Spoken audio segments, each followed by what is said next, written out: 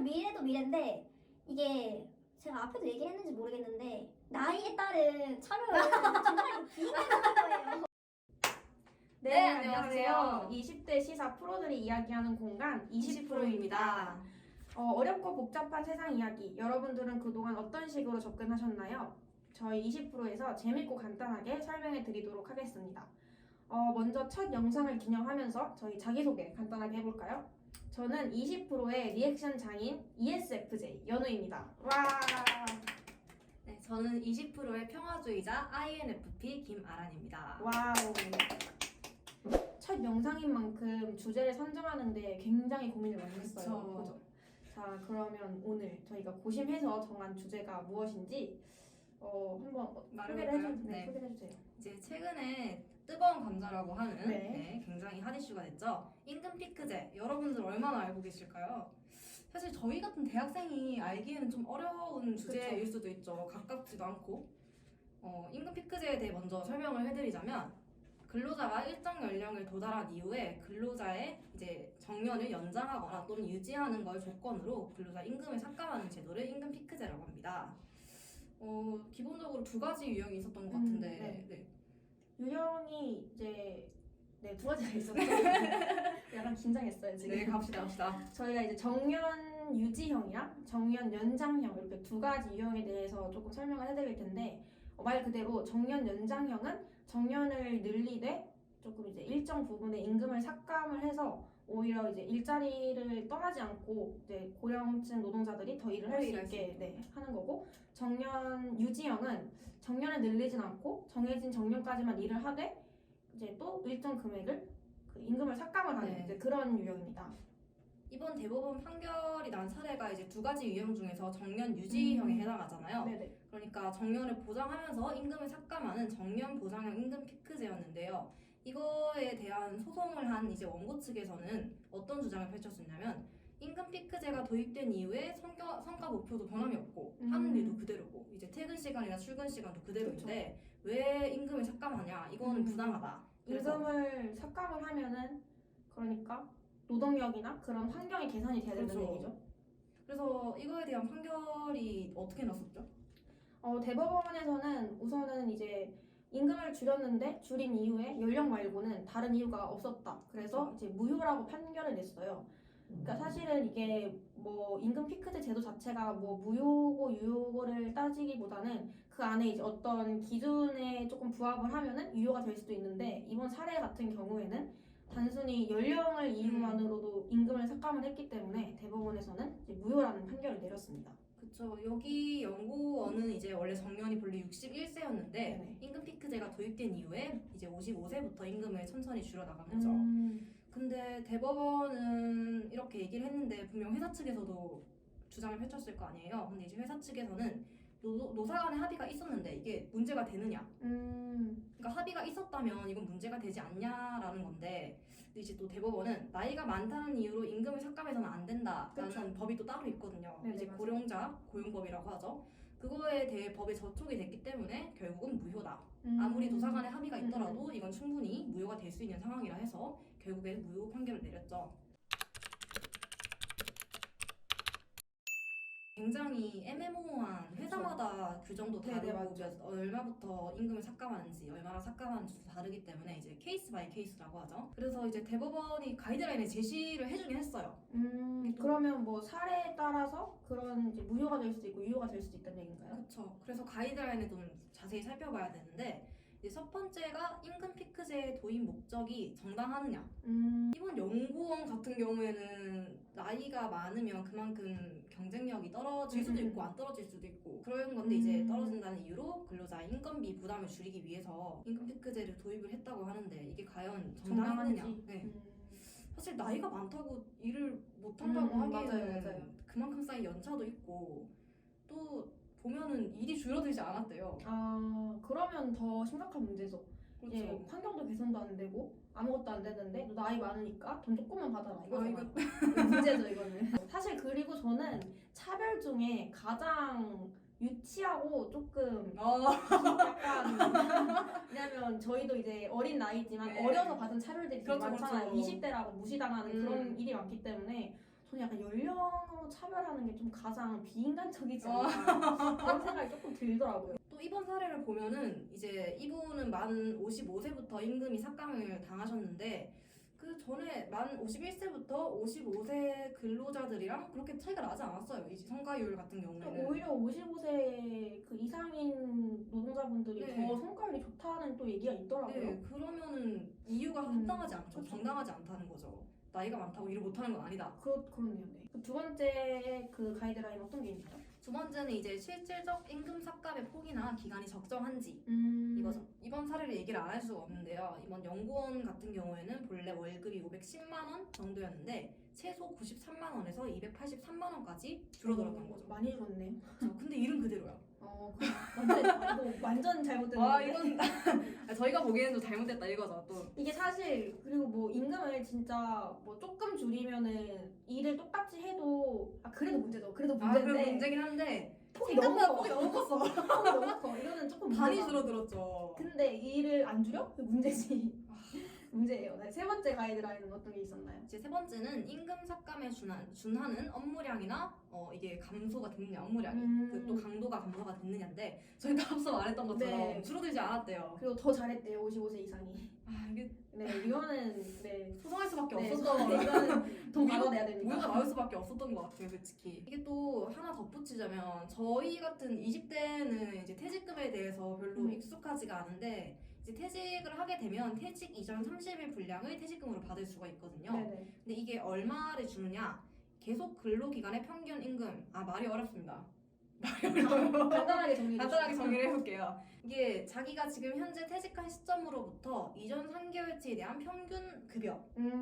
네. 근데 지금 보시면은 만 55세부터 계속 임금이 삭감이 됐다면 그 삭감된 임금으로 퇴직금을 받을 수밖에 없는 거죠. 그 합산을 하면은 꽤 많이 차이가 나겠죠? 그쵸, 많이 차이가 나죠. 제도를 적용하기 전과 후가. 이제 퇴직금으로 사업을 하는 분도 계시고 그걸 그렇죠. 목돈을 쌓아두는 분도 계신데 이게 퇴직금이 네. 줄어든다면 타격이 클 수밖에. 퇴직금을 보고 힘들어도 일하는 그쵸. 건데.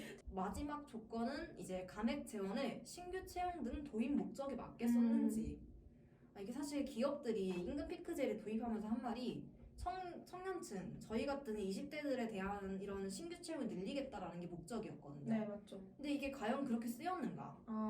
그러니까 어떻게 보면은 그 줄인 돈으로 자기들 배 그러면은 그게 이제 확인이 가능해야 되는데 사실 우리나라 이제 기업에서 그런 걸 확인하는 제도가 잘 안 돼 있다고 생각을 해요. 네, 저희가 이렇게 보기에도 신규 채용이 확 늘었다고 그렇죠. 보기에는 아니 뭐 지금 뉴스에서 계속 청년들 네, 일자리 부족하다고 그러고 저희 있는데 미래. 대체 그 돈을 어디다 쓴 거냐고 지금. 이렇게 네 가지 가이드라인을 이제 보고 사실 임금 삭감에 대해서 정년 유지형인지 네. 정년 연장형인지는 그렇게 중요하지는 않았던 맞죠. 것 같아요. 이게 네. 기준에 부합을 하면 유효일 수도 있고 이게 안 되면은 무효일 수도 있기 때문에 사실 뭐 유형을 가지고 무효다 유효다라고 말하기는 그냥 이 네 가지 가이드라인을 따져가지고 이제 판결을 내리도록 했는데 사실 이번 케이스가 되게 특수한 케이스라고 들었어요. 네네. 이제 돈은 줄어드는데 정년은 그대로고 일도 그대로고 이런 케이스가 좀 특이한 케이스거든요. 사실 많은 기업들이 정년 유지형보다는 연장형을 지금 채택을 그렇죠. 해서 쓰고 있거든요. 네, 왜냐하면은 그 정년을 연장해주지도 않는데 돈 줄인다? 이러면은 아무리 일을 줄여도 그냥 뭐 난 어차피 나갈 몸인데 이런 생각을 하고 일을 하게 되니까 약간 좀 이제 노동자 입장에서도 사기가 안 생길 것 같거든요. 그렇죠. 최근에 지금 이게 사례가 조금 논란이 되면서 여러 기업들의 노조에서 이제 임금 이거 피크제를 폐지를 해야 된다라는 말도 나오고 이제 약간 좀 조용했던 그런 분위기에 이 사례가 이게 확 또 이게 불을 질러가지고 그렇죠. 뭐 돈을 받으려고 소송을 하시는 노동자분들도 많다고 들었는데 사실은 이게 이제 임금 피크제가 운영이 되고 있다고 해도 그걸 소송을 해도 도입된 시기부터 지금까지 못 받은 차액 정부를 또 받을 수 있는 건 아니라고 해요. 또 임금 채권이라는 또 정의가 존재를 하는데 이제 저희가 청구하는 그러니까 소송을 건 시점부터 그 이전 3년까지밖에 돈을 못 받는다. 실제로 5년 동안 임금이 삭감됐다 하더라도 임금 채권의 기간이 최대 3년에 불과하기 때문에 받을 수 있는 돈은 3년치밖에 안 된다는 거. 노동자들은 이제 어떻게 해야 되나요? 알아차리면 빨리 소송을 걸어야 되는 그렇죠. 건가요? 이제 퇴직의 한 시점에서 3년이 지나면 더 이상 소송을 제기할 수 없기 때문에 저희가 또 이런 걸 모르고 있었으면 그쵸. 그대로 천원치 돈이 얼마겠어요? 많은 분들이 좀 이거를 제대로 아시고 만약에 이제 부당한 그런 이제 임금을 받았다 하면은 바로바로 이제 소송을 제기하는 게 좋지 않을까. 이래서 뉴스를 많이 봐야 네, 되는 것 같아요. 뉴스를 많이 봐야 오늘 됩니다. 그냥 혼날릴 뻔했잖아요. 네, 이번 사례는 이제 이런 식으로 좀 정리가 됐는데 그래서 결론은 연장형이든 네, 유지형이든 이게 문제가 아니다. 지금 우리나라는 이게 가이드라인에 합당하게 맞아야지 임금을 삭감해도 할 말이 없지. 그렇죠. 일은 일대로 다 시키는데요. 임금도 줄이고 그 진짜 불합리한 거죠 그거는. 누가 일을 하고 싶겠어요. 그러니까요. 결국 한마디로 정리하자면 합리적인 이유가 없다면 임금 피크제는 무효다. 연령을 이유로 네, 차별을 하는 건 안 된다. 부당하다. 네, 안 된다. 저희도 미래다 보니까 저 약간 이제 공감이 안 될 수가 없는. 근데 사실 미래도 미래인데 이게 제가 앞에도 얘기를 했는지 모르겠는데 나이에 따른 차별을 정말 비난하는 거예요. 또 저희 아버지 맞죠? 어머니 나이대다 보니까. 그러니까 그리고 아니 무슨 고령자들은 이렇게 정해져 있는 게 아니라 우리도 고령자 되잖아요, 그죠? 그렇죠. 우리 네. 미래예요. 누군가의 미래고. 물론 이제 뭐 제도 입장에서는 도입을 하는 목적이 나이가 들면은 힘들고 또 오랜 시간 일해 왔으니까 그거에 대한 감사로 약간 이제 일을 조금 덜 시키겠다. 대신 이제 임금을 조금 줄이겠다. 이러면 좋지. 왜냐면 뭐 요즘 욜로라이프 이런 것도 있는데. 근데 이제 아니다. 네 나이가 많으니까 그냥 돈 줄이겠다. 일은 계속해라. 이거는 너무 비상한데. 이거는 이제 더러워서 안 하지. 너무 비상한데. 그러니까 노동의 질이 떨어진다는 게 이제 이런 기업들의 주장인데 사실 어느 정도 이해는 가요. 그렇죠. 이제 10년 차나 30년 차나 근속 연수가 달라지면은 돈을 더 많이 받기는 하잖아요. 맞아. 우리나라 그 특징이죠 기업들의. 이제 호봉제라고 부르죠. 네네네. 근데 사실 어느 정도 경력이 쌓이면 일하는 건 비슷비슷하거든요. 맞아요. 어느 정도 임금 삭감에 대한 이런 인건비 부담이 있었다는 게 이해는 가지만 그럼에도 이제 개개인 노동자가 봤을 때는 부당하다, 불리할 수 있다는 거죠.